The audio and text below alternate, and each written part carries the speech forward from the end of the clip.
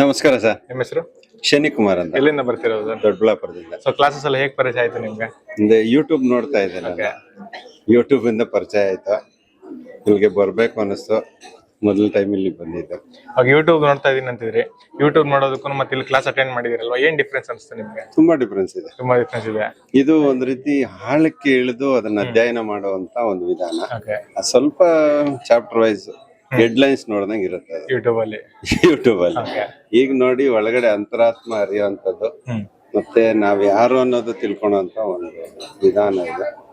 ತುಂಬಾ ಪ್ರಯತ್ನ ಆಗುತ್ತೆ. ಯೂಟ್ಯೂಬ್ ಅಲ್ಲಿ ನೋಡಿ ಅಫರ್ಮೇಶನ್ಸ್ ಎಲ್ಲ ಟ್ರೈ ಮಾಡಿದ್ರೆ ಸರ್ ನೀವು? ಟ್ರೈ ಮಾಡಿದ್ದೀನಿ. ವರ್ಕ್ ಆಗಿದ್ಯಾ? 100%. ಹೇಳ್ಬೋದಾ ಯಾವ ತರ ವರ್ಕ್ ಆಗಿದೆ ಅಂತ? ಹಿಂಗೆ ಒಂದು ಅಫರ್ಮೇಶನ್ ಮಾಡ್ಕೊಂಡಿದ್ದೆ, ಅಂದ್ರೆ ಓಕೆ. ನನಗೆ ಇಷ್ಟು ಅಮೌಂಟ್ ಬರುತ್ತೆ ಅನ್ನೋ ತರ ಒಂದು ಕಾನ್ಸೆಪ್ಟ್ ಅಲ್ಲಿ ನೀವು ಟ್ರೈ ಮಾಡಿ ಅಂತ ಓಕೆ. ಒಂದು ಯೂಟ್ಯೂಬ್ ಅಲ್ಲಿ ನೋಡಿದ್ದೆ. ಆ ಪ್ರಕಾರ ಬಂದಿದೆ. ಬಂತು. ಸೊ ಅದ್ರ ಆ ನಂಬಿಕೆ ಮೇಲೆ ಈ ಸರಿ ಕ್ಲಾಸ್ ಹೌದೌದು, ಖಂಡಿತ ಆ ನಂಬಿಕೆ ಬಂತು. ಓಕೆ. ನಂಬಿಕೆ ಬಂದ್ಮೇಲೆ ಒಂದ್ಸಲ ಟ್ರೈ ಮಾಡ್ಬೇಕು ಅನ್ನಿಸ್ತು. ಮತ್ತೆ ಈಗ ಮನೆಯಲ್ಲೇ ಎಲ್ಲಾರನ್ನು ಕರ್ಕೊಂಡ್ಬಂದು ಒಂದ್ಸಲ ಒಂದ್ ರೀತಿ ಹೊಸ ಲೋಕ ಮತ್ತೆ ಹೊಸದಾಗಿ ನಾವ್ ಯಾವ ಯಾಕೆ ಅನಿಸ್ತಾರ ಮನೆಯವ್ರನ್ನ ಕರ್ಕೊಂಡ್ ಬರ್ಬೇಕಂತ ನಿಮ್ಗೆ? ಅಂದ್ರೆ ಈಗ ಸತ್ಯ ದರ್ಶನ ಆಯ್ತಲ್ವಾ. ನಾವು ಬದುಕ್ತಿರೋ ಪ್ರಪಂಚ ಬೇರೆ, ಇದು ನಾವು ತಿಳ್ಕೊಂಡಿರೋ ಪ್ರಪಂಚ ಬೇರೆ. ಹಾಗಾಗಿ ಸತ್ಯ ದರ್ಶನ ಅವ್ರಿಗೂ ಮಾಡಿಸಿ, ಮತ್ತೆ ನಾವ್ ಯಾವ್ದನ್ನ ಸರಿ ಅಂದ್ಕೊಂಡಿದೀವಿ, ಯಾವ್ದು ತಪ್ಪು ಅಂತ ನಮಗ್ ಗೊತ್ತಾದಾಗ ಸತ್ಯನ ಅವ್ರಿಗೂ ಹೇಳ್ಬೋದಲ್ಲ ಅಂತ ಆ ಕಾನ್ಸೆಪ್ಟ್ ಮೇಲೆ ಕರ್ಕೊಬರೋಣ ಅಂತ. ಅಷ್ಟು ಇಂಪ್ರೆಸ್ ಆಗಿದ್ರೆ ಕ್ಲಾಸ್ ಮೇಲೆ ನೀವು? ಹೌದು ಹೌದು, ಖಂಡಿತ ಬರ್ಬೋದು, ನೋಡ್ಬೋದು. ಇಲ್ಲಿ ಕಲಿಯೋದು ತುಂಬಾ ಇದೆ. ಅದೊಂದ್ ರೀತಿ ಸತ್ಯ ದರ್ಶನ, ನಾವೇ ಪರಮಾತ್ಮ ಅನ್ನೋದು ಅರ್ಥ ಆಯ್ತು. ಅದು ಯೂಟ್ಯೂಬ್ ಅಲ್ಲಿ ಸ್ವಲ್ಪ ಸ್ವಲ್ಪ ತಿಳ್ಕೊಂಡಿದ್ವಿ, ಇವಾಗ ತಿಳ್ಕೊಂಡಿದೀವಿ, ಇನ್ನು ತಿಳ್ಕೊಂತೀವಿ, ಇನ್ನು ಕ್ಲಾಸಸ್ ಇದೆ. ಓಕೆ ಸರ್, ಗುರುಗಳ ಬಗ್ಗೆ ಹೇಳ್ಬೇಕಂದ್ರೆ ಏನ್ ಹೇಳಕ್ ಇಷ್ಟಪಡ್ತೀರಾ ನೀವು? ಗುರುಗಳು ನಮ್ಗೆ ಒಂದ್ ರೀತಿ ಹೊಲ್ದಿರೋಂತ ಪರಮಾತ್ಮ ಅಂತಾನೆ ತಿಳ್ಕೊಬಹುದು, ಮಾರ್ಗದರ್ಶಕರು. ಗುರುವಿಗೆ ಏನಂತ ವರ್ಣಿಸಕ್ ಆಗಲ್ಲ ನಾವು. ಪರವಾಗಿಲ್ಲ ಸರ್, ನಿಮ್ ಲೈಫ್ ಅಲ್ಲಿ ಗುರುಗಳು ಒಂದು ಪ್ರಮುಖ ರೋಲ್ ಮಾಡಿದ್ರೆ ಏನ್ ಯಾವ ತರ ಆಗಿದೆ? ಅಂದ್ರೆ ನಮ್ಮ ಜೀವನದ ಒಂದು ಟರ್ನಿಂಗ್ ಪಾಯಿಂಟ್ ಆಗಿದ್ದಾರೆ ಅಂತಾನು ಹೇಳ್ಬೋದು. ಅವರಿಂದ ಅವರು ನಮಗೋಸ್ಕರ ಹಿಮಾಲಯದಲ್ಲಿ ಕಲ್ತಿರೋಂತ ವಿದ್ಯೆಯಲ್ಲಿ ನಮಗೂ ಒಂದ್ ಸ್ವಲ್ಪ ಹಂಚ್ತಿದ್ದಾರೆ ಅನ್ಸುತ್ತೆ. ಅದನ್ನ ನಾವು ಅಲ್ಲೋಗಿ ಪ್ರಾರ್ಥನೆ ಮಾಡಿ ಅಲ್ಲಿ ಧ್ಯಾನ ಮಾಡೋಂತ ಅನುಕೂಲ ನಮ್ಗೆ ಇಲ್ಲದೆ ಇದ್ರು ಅವರಲ್ಲಿ ಅದನ್ನ ನಾವು ಕಾಣ್ತೀವಿ ಅಂತ ಹೇಳ್ಬೋದು. ಸೊ ಬೆಳಗಿನ ಕ್ಲಾಸ್ ಅಟೆಂಡ್ ಮಾಡಿದೀರಾ? ಚೆನ್ನಾಗಿತ್ತು. ಅದು ಟೈಟ್ಲು ಮನಿ ಈಸ್ ಹ್ಯಾಪಿನೆಸ್ ಅಂತಿದೆಯಲ್ಲ, ಅದಕ್ಕೆ ಅನ್ವರ್ಥವಾಗಿದೆ. ಅದು ಅರ್ಥ ಕೊಡುತ್ತೆ.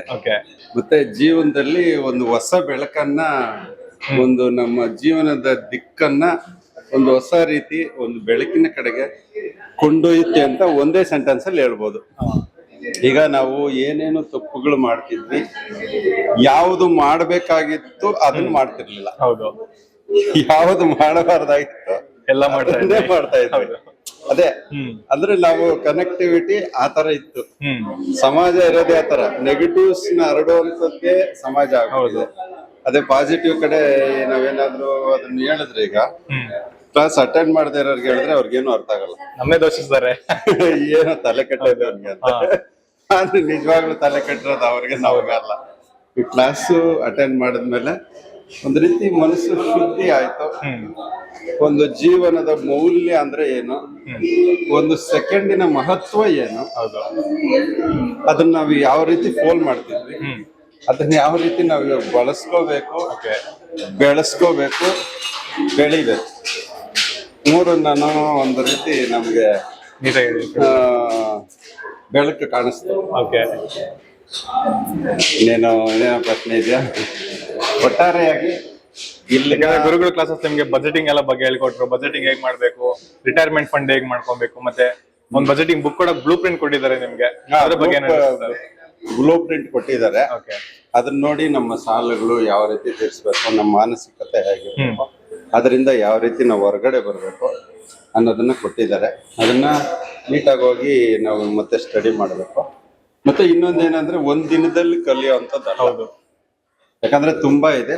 ಅದನ್ನ ಶಾರ್ಟ್ ಅಂಡ್ ಸ್ವೀಟ್ ಆಗಿ ಮತ್ತೆ ಎಷ್ಟು ಸಾಧ್ಯವೋ ಅಷ್ಟು ನಮ್ಗೆ ಅರ್ಥ ಆಗುವಂತ ಶೈಲಿಯಲ್ಲಿ, ಅರ್ಥ ಆಗುವಂತ ಧಾಟಿಯಲ್ಲಿ ಯಾವ್ಯಾವ್ದನ್ನ ಖಾರವಾಗಿ ಹೇಳ್ಬೇಕು, ಯಾವ್ದಾವ್ದನ್ನ ಸ್ವೀಟ್ ಆಗಿ ಹೇಳ್ಬೇಕು, ಯಾವ ರೀತಿ ಹೇಳಿದ್ರೆ ಇವ್ರ ಮನಸ್ಸಿಗೆ ಹೋಗುತ್ತೆ, ಹೃದಯಕ್ಕೆ ಹೋಗುತ್ತೆ ಅಂತ ಗುರುಗಳು ಚೆನ್ನಾಗಿ ಬಲ್ಲರು ಈ ವಿಚಾರದಲ್ಲಿ. ಹಾಗಾಗಿ ಅವರು ಗುರುಗಳು ಯಾವುದೇ ತರ ಕೊಟ್ರು ನಾವು ಅದನ್ನ ಪ್ರೀತಿಯಿಂದನೇ ಗುರುಕಾಣಿಕೆ ತರನೇ ಸ್ವೀಕರಿಸಿದ್ದೀವಿ, ಸ್ವೀಕರಿಸಲೇಬೇಕು. ಹಾ ಆಗ್ಲೇ ಗುರುವಿನ ಗುಲಾಮನಾಗುವ ತನಕ ದೊರೆಯದಣ್ಣ ಮುಗುತಿ, ಹೌದು ಅಲ್ವಾ? ಆ ರೀತಿ ಗುರು ನಮ್ಗೆ ಒಳ್ಳೆ ಮಾರ್ಗದರ್ಶನ ಕೊಟ್ಟವ್ರೆ. ಪ್ರಪ್ರಥಮವಾಗಿ ಇದಕ್ಕೆ ಆಗಮಿಸಿದ್ದು, ಭಾಗವಹಿಸಿದ್ದು ಹೆಮ್ಮೆ ಅನಿಸಿದ್ದು.